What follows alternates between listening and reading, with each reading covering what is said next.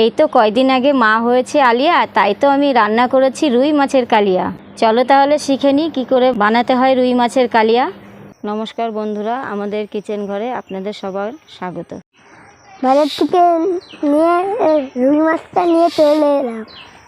দেখি রুই মাছটা একবার, একদম টাটকা রুই মাছ, রক্ত বেরোচ্ছে। আজকে রুই মাছের কি রান্না হবে? ঝাল। ঝাল খাবি? ঠিক আছে, তাহলে জেঠিকে দে রুই মাছটা রান্না করুক জেঠি।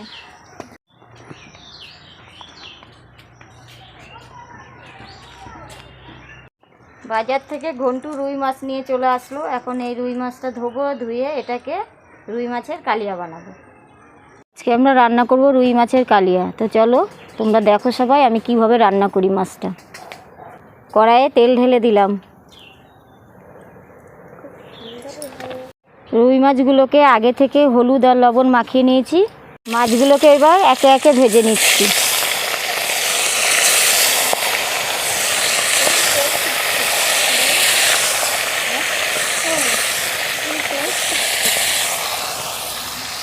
জ্যান্ত রুই মাছ, আহ দারুণ।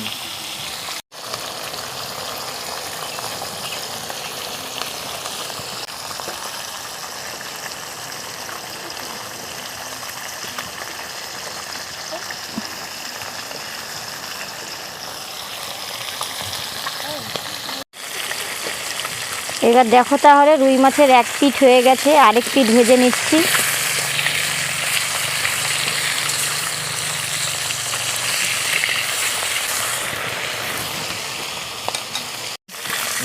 বন্ধুরা, আমার মাছ ভাজা হয়ে গেছে। আপনারা সবাই দেখেছেন তো কেমন করে মাছ ভাজতে হয়। এবার মাছটাকে আমি তুলে নিলাম।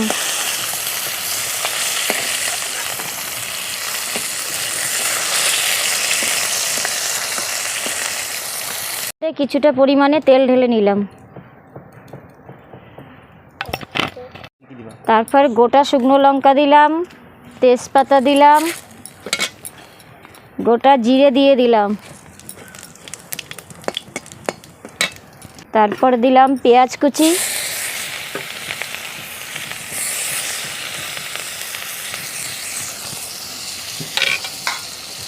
পেঁয়াজটা এবার ভেজে নিলাম। ভাজা হয়ে গেছে। এইবার লঙ্কার গুঁড়ো, জিরে গুঁড়ো, হলুদ গুঁড়ো, লবণ দিয়ে দিলাম।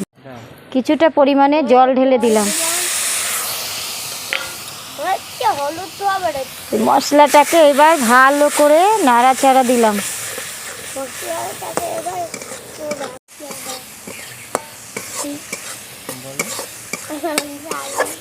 এবার বন্ধুরা দেখতে পাচ্ছ আমার মশলা কষানো হয়ে গেছে। এইবার আমি এর মধ্যে জল ঢেলে দিলাম।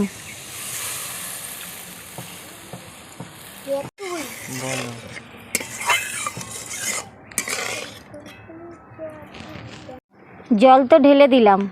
এবার ঝোলটা যখন ফুটবে টকবক করে, তখন একে একে একটা করে মাছ ছেড়ে দেবো।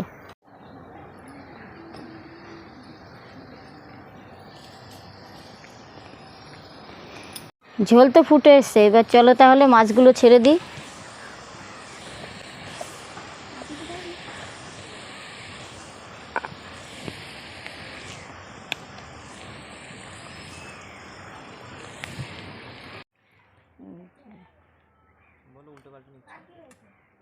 বন্ধুরা, আপনারা দেখতে পাচ্ছেন আমার রুই মাছের কালিয়া হয়ে গেছে। নামানোর আগে একটু গরম মশলা ছিটিয়ে দিলাম। রুই মাছের কালিয়াটা নামিয়ে নিচ্ছি।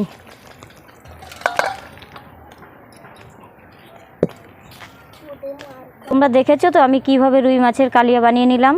এবার তোমরাও বাড়িতে বানিয়ে খেও। কেমন লাগে অবশ্যই কমেন্টের মাধ্যমে জানাবে আমাকে। তাহলে দেখা হচ্ছে আবার কোনো নতুন ভিডিও নিয়ে।